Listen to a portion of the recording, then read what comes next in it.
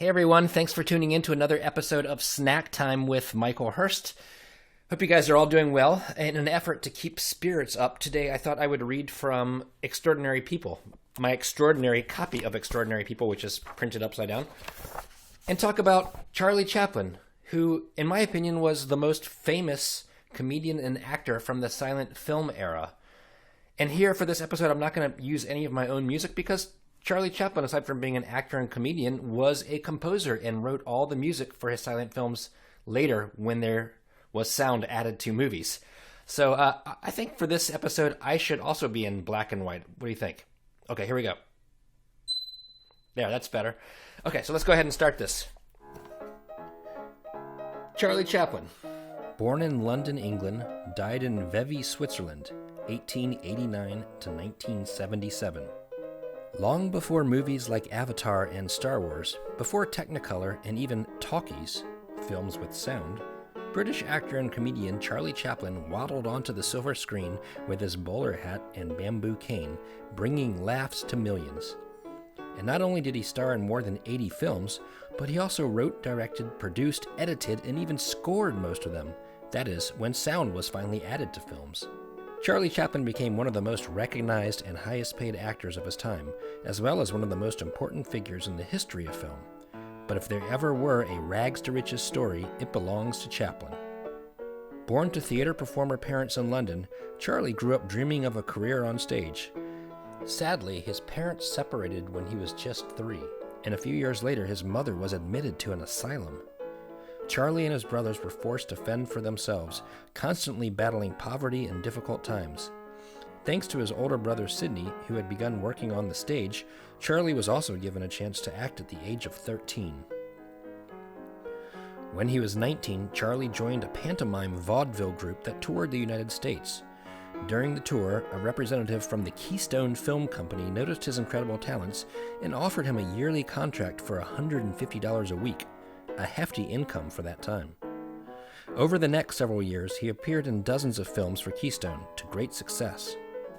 In 1915, Chaplin switched to the SNA Company, which would pay him $1,250 a week. There, he quickly became a megastar with a character he developed called the Little Tramp, an iconic man with a bowler hat, cane, and small mustache. Now things were really taking off. At the age of 26, Chaplin signed a contract with the Mutual Film Corporation for $670,000 a year, making him one of the highest-paid people in the world. But Chaplin ultimately wanted to be his own boss, so in 1919, along with movie stars Mary Pickford and Douglas Fairbanks and director D.W. Griffith, he started his own company called United Artists. Chaplin's hits such as Modern Times, The Kid, and City Lights are films that are forever studied and revered by actors and movie makers around the world. One of his final productions, The Great Dictator, made fun of Hitler and Mussolini. The film was released during a sensitive time for the United States, just before our involvement with World War II. Because of this, Chaplin became a target of right-wing conservatives who wanted to kick him out of the country. On one particular trip to England, he was told that he would not be allowed back into the United States without proving his moral worth. Chaplin decided to live in Europe for the rest of his life.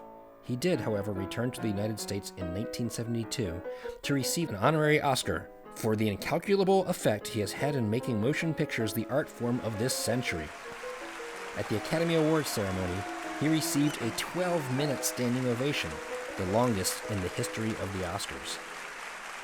And now, as always, I love to have little tidbits of information added to the information I've already given you. In what sounds like a scene from one of his movies, soon after Charlie Chaplin passed away in Switzerland, thieves dug up his coffin and demanded $400,000 for the return. The men were eventually arrested and Chaplin's body was recovered. His body is now buried in a vault surrounded by cement. Rumor has it, Charlie Chaplin once entered a Charlie Chaplin look-alike contest and came in third. Maestro. After finishing his final film in 1967, Charlie Chaplin went back and composed music for many of his earlier silent films, and that's exactly what you're listening to right now. And finally, that's Sir to you. Queen Elizabeth II knighted Charlie Chaplin in 1975. Sir Charlie Chaplin. All right, well, thank you guys all so much for tuning in to another episode of Snack Time. Big thanks to Jason Bitner and Dan Miller, to Kelly Eudailey, Nathan Hearst, and to Julian and Julie Landau, and to all of you. Thank you guys, and be well.